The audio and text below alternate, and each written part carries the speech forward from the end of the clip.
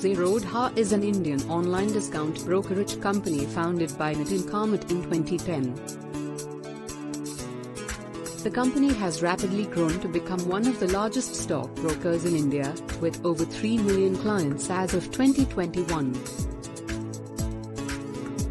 Zerodha is known for offering low brokerage rates compared to traditional stock brokers in India. They charge zero brokerage on equity delivery trades and a flat fee of Rs20 for all other trades, regardless of the size of the trade. This has made trading more affordable and accessible to individual investors and traders in India.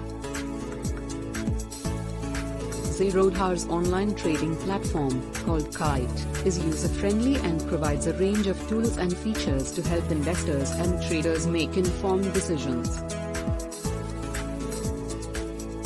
The platform provides access to equity, commodity, and currency markets, as well as mutual funds and bonds. In addition, Zerodha offers a range of other services, including investment in initial public offerings, IPOs, and direct mutual funds. Zerodha has also been at the forefront of promoting financial literacy and education in India.